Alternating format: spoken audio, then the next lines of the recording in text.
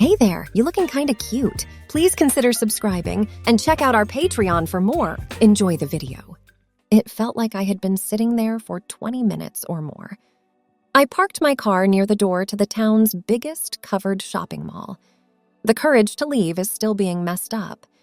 It had been planned for almost 3 years, and now I just had to finish it. I reached for my shoulder-strapped bag on the passenger seat and put the car keys down. After taking a deep breath, I opened the door. I spread my legs wide and put my 3-inch heels on the ground. After 3 years of hard work, I finally reached the end of my trip. I opened the car door and began my walk to the mall entrance. The reason for all this doubt was pretty easy to understand. I was a 22-year-old man dressed as a woman from head to toe. I mean it when I say it had been a 3-year process since I began looking for this moment. But I knew since my young teens that one day it would happen. My first memories were fuzzy ones from when I was a little kid. I recall wanting to wear the clothes that my sister got to wear. Back in my teens and dating, I liked going out with the girls and having fun. But I also thought about what it would be like to dress like them. When school was over, I moved after getting a great job as a computer programmer right away. I moved into my own apartment, and the journey started. What I was planning was even taken into account when I chose the room. I actually got a better deal because it was right next to the stairs. It was high enough on the 4th floor that no one could see out the windows, but not so high that it took a long time to go to the garage below. The storage room in my 1-bedroom apartment was long and narrow, like most of them.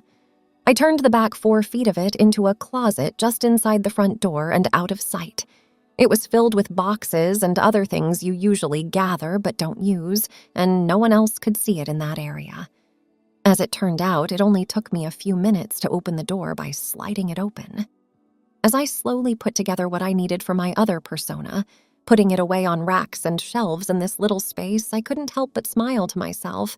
One day, I would really be letting their hair down. My sister had been married for a long time and moved to the South. They lived across the country.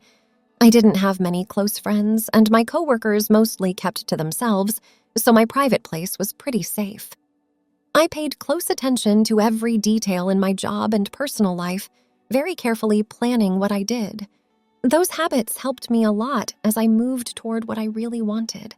The first time I went food shopping to stock up my apartment kitchen, I walked slowly by the rack of Wonder Bras and stockings in boxes and grabbed one of each, putting them all in the cart. They got lost among the 4 or 5 bags at the cash register, so no one raised an eyebrow. It didn't matter what size. What I wanted were the charts on the boxes. I looked at them at home and used a tape measure on myself to find the right sizes. I felt really lucky with the bra because it fit me well, but looked a little silly with no padding. The underwear was way too small. The chart told me I would need a size C. The next week, 2 packs of the right size came out of the grocery store rack in an off-white color. After doing some research, I found that at 5 foot 8 inches and 140 pounds, I was probably a size 12 or 14. To be sure, it took a few more weeks with the Salvation Army's help. They had a number of used clothing shops in the city, and I went to see 2 of them. When I talked to one of the staff, I asked for help. I told them that my family had taken in a single mother and her child up north, and they needed clothes badly. But all I had was a picture of her. Could she help me with the measurements? Because they are such great people, she could definitely help. The picture was, of course, of my sister, who was 5 8 inches and 140 pounds. After 30 minutes and $20, I left with 2 skirts, a few shirts, a turtleneck sweater, and pants. Not at all. They were size 9 width shoes. The second store had the same effect, plus 1 pair of flats and 1 set of 3-inch shoes in the right size. I had less than $1.50 and was rich in things to try. The best thing about each item was that it had a clear tag on it, showing the size. As I tried on my finds, I felt like I was in heaven. My feelings showed that my dreams were true. I just liked dressing in girly clothes. It felt good. I had another great date with one of the girls later that same day, which seemed strange. We got home from work and spent the night at her place doing what made sense, and that felt good too. From some experiments, I learned that 2 sets of the neutral-colored controlled top nylons worn on top of each other gave the best fit. After everything, I chose the sweater and knee-high boots because they fit me best, along with a tweed skirt that was just long enough and tight enough to keep my 3-inch heels steady. It took some time to get used to those, but I practiced every night. It really did not take 30 minutes. When I got home, I went through my clothes and spent the rest of the evening being a woman. Now, I went to a regular department store and told one of the sales clerks that I had brought one of my friend's favorite skirts with me, the one she had for a few years, and asked if they had anything like it that I could get her for her birthday. They did, and it was the same for the sweater. After a few more months, I had a whole new wardrobe. Several letters came in from the ads in the back of a women's magazine, ordering wigs from sellers. I chose one and placed an order for a shoulder length. My checks were marked with just the initial of my first name, so it was pretty standard. I got my wig 3 weeks later. I was lucky to have very fine, fair hair that almost reached my eyebrows. I didn't have to shave for 2 or 3 days before it became noticeable. Those things worked out for me. Besides that, I had a hobby of building small model airplanes, or should that be another interest? And discovered that if I kept my nails a little longer than most men, they helped me work with the small parts better than tweezers. Time for makeup!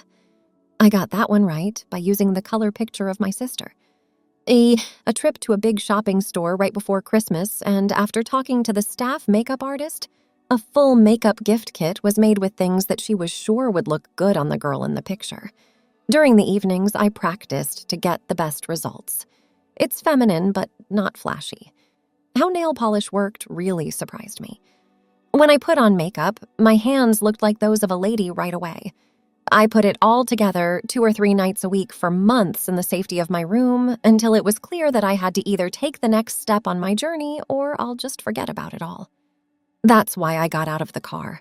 Dark blonde wig, careful makeup, small earrings that clip on, and a tan knee-length dark brown sweater with a high neck that hid my Adam's apple, a tweed skirt with a 2-inch belt around my waist, and very light brown underwear that went into the pumps with square toes and 3-inch heels. The shoulder strap bag gave me something to do with my hands. My left thumb was hooked around the waist strap, and my right hand sat not far away on top of that. That made sense for what to do with them. I was getting back in my car after almost an hour. I did 2 full circles inside the mall, walk slowly and look in stores. I forced myself to calm down and move in every store because I had trained so much. A lot of times. There wasn't a sideways glance, a laugh, or, thank God, a finger pointed. It made me wonder why I wasn't sweating like crazy. I had passed. Okay, almost. Due to my voice, I never talked to anyone or bought anything. I just so liked the clothes I was wearing and how they made me feel feminine in public. After 5 or 6 trips, I bought a coffee from the self-service machine in the food court and sat down at a small table to drink it. A very pretty woman in her mid-20s slid into the seat next to me and got close as she spoke. "You're really good, but your walk needs work." I know my eyes got really big and my heart stopped for a moment. I looked at her with my jaw dropped. She said in a whisper, "Don't look so scared. You really do pass quite well. I'm just trained to watch people because I work for the mall's security and our main job is to look for anything out of place. I saw you here before but couldn't remember what it was that was bothering me. Before that coffee, you'd never bought anything. You haven't caused any trouble, but I did notice that you lean forward just a little in those heels. I knew what you were up to." "Are you trans?" she asked. I replied in a whisper, "I'm not sure. I do love the feeling of dressing in women's clothes. There's no harm in what I do, so don't make a fuss." She looked me in the eye and told me there was a nice, cheap place at the end of the mall where she wanted to meet for dinner at 7 p.m. when she wasn't working. We might be able to talk. I should show up as myself, like I would on a date. I really didn't have a choice, and besides, my male side was pulling at me to agree that she was pretty, but then she made me worry again by wanting to see my driver's license. She smiled at me with just one look and told me to take the bus home since my real name was on the license and took my guy picture with them. "If something goes wrong, you're stuck, so go home and change, then we'll come get your car tonight." It made sense. I had forgotten all about that part of my plans. That is, with her walking with me to the door and one last quiet word of advice to straighten my back a little more, I went home. I had no idea what her name was. My journey had taken a turn I didn't expect, but I wasn't upset about it. I might have been worried about what the night would bring. Francine was her name, and she was even more beautiful than I thought.